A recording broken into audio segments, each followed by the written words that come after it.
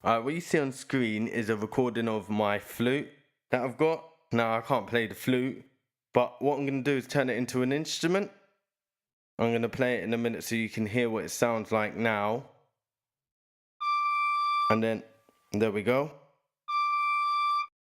My computer's running a bit slow today. But yeah, so that's what it sounds like now. But what I'm going to do is I'm going to use the EX24 sampler editor as well as Melodyne. Now Melodyne is down this list on my computer. If you got it on yours, it might be somewhere else, but this is where mine is. Okay, we're going to use this. Click solo, open it up, and we're going to press the transfer button, and then we're going to click play. And as you see there, it's recorded into Melodyne. Melodyne is analyzing it. Oh, you can hear it double up there. Let's try to stop it. My computer's being very temperamental today. Alright, here we go. You can see it here. But what you can see in Melodyne is the actual note that the flute was playing. Where I didn't know the note before when I was playing it. I was just playing and I can't hear notes by ear. But using Melodyne, I can load it in and then I can find the exact note that is played.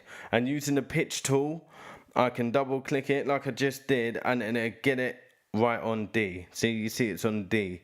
So we don't need Melodyne for anything else. We just need to know that this note is a D note. Okay? Now I have made this instrument before. I'm just remaking it for the video today. Okay, so what we want to do is turn this audio file into a sampler track. And now you can see it's loaded up here with D already because I have pre-made it. But on yours it should start with C and you can turn it to D. And basically when it opens up, give it a while. If we double click here, open up the EX24, go to edit.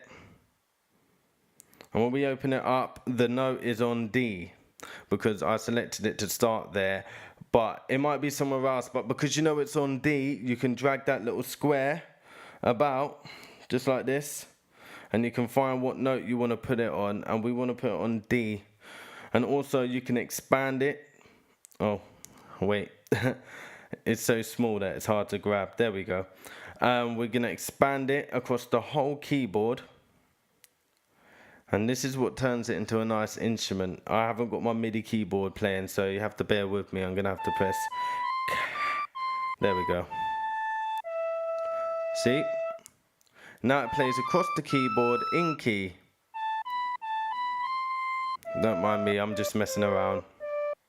But you can see all the notes there playing in key. We can play chords.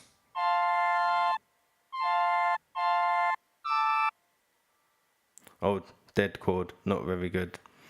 Alright then, basically, but it sounds like this. It don't sound very nice, very flutish, because it's literally the same sample that we did and then just dragged across the keyboard to play on different notes and different key. So let's save this instrument for now. So what name should we call it?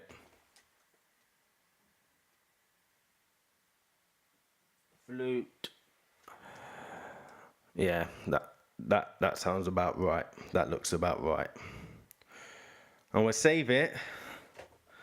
And then we're going to go on to another stage. Because using the actual EX24, you can push up the attack. You can push up the release. And that's what I'm going to do today. I'm going to mess around with it in the EX24. If you bear with me. So I had to sort that out, otherwise it wouldn't play back properly. If you encountered that before, just make a cycle loop somewhere else and drag it back just like I did and it sorts out the problem straight away. Let's get rid of that. Let's play something in. Now who noticed that? I did that on purpose. Did you notice that it sounded like there was two things happening? Yeah? You hear it? Did you hear it? Now what's happening here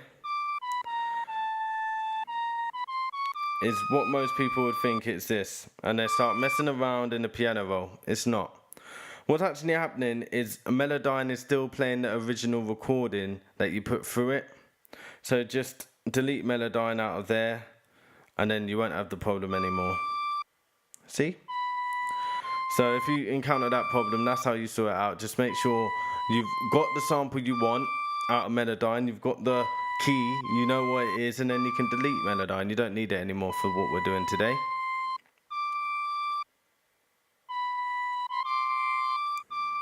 That's getting annoying. Let's put this in time. I'm not trying to make a musical masterpiece here. We're just gonna get something basic so we can show you so I can show you. I'm talking in like there's loads of me, but there's not. There's just me. I'm on my own. Alright. Sounds like a really bad song, that does. But what we can do here, like I said, we can bring up the attack.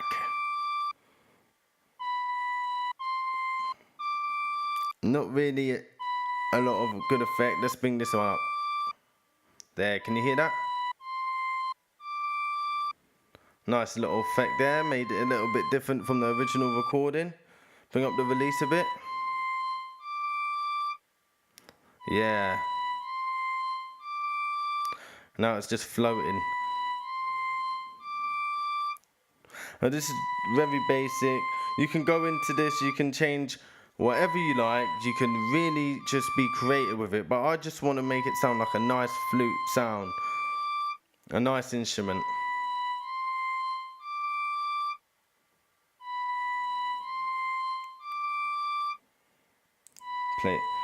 Played around too much now. Now what I want to do now is get rid of that. I want to put a nice reverb on this.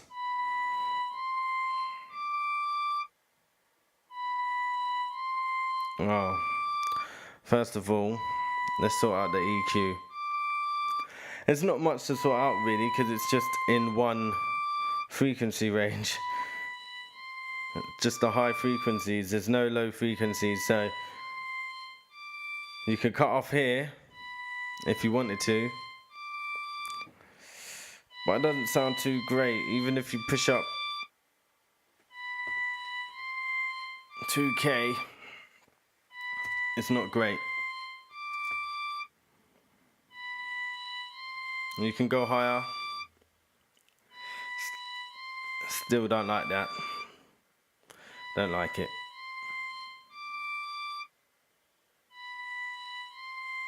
So, you notice I'm showing you stuff that's wrong, and then I'm going to show you stuff that I think works anyway. So what I'm going to do is I'm going to tail back this cutoff. There we go. Bring the fundamental frequency back. And that sounds better. Not much EQ in it at all. But let's do what I said. Let's get some reverb. Not that one. Yeah, Space Design. Now, I'm not going to go fancy in Space Design and show you how it works. What I'm going to do is I'm going to pick a really bad example.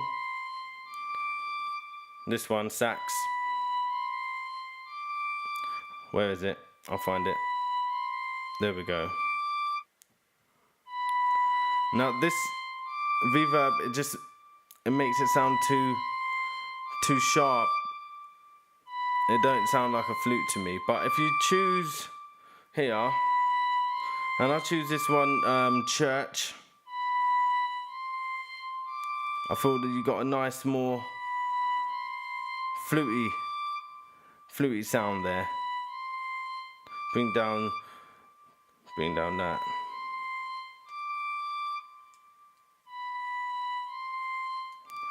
And also you can EQ here, so you can make this so we know around 2K is what makes an instrument, it just identifies the instrument. So we're going to bring up the reverb to trigger on the identification frequency. Oh, here we go. So there we go, we got a nice flute sound. If we get rid of that stupid recording, we can mess around now with this new instrument we made. Yep. You can hear the clicking. I'm not going to tell you what to do in this situation. You shouldn't go to preferences audio and then check out the sample rate. That's what you shouldn't do. There we go. I'm showing off now. I shouldn't show it off because that was so rubbish. Alright, like I said, I'm not trying to make a masterpiece. What we're just trying to do is make the instrument. And I think we've achieved that today. So we're going to save this. And you can save it this way, but I don't want to do that. I want to save the channel strip. So when I go to search for this instrument, it's been saved with all of the extra inputs on it. Or inserts. So it's going to save the EQ that didn't really do much, and it's going to definitely save the space design that did make the flute sound. Okay. I love the TikTok. Let's play something.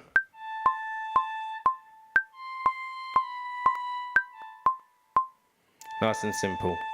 Alright, that's done, people. I hope you enjoyed the video. Please don't worry about the ticking and the clicking.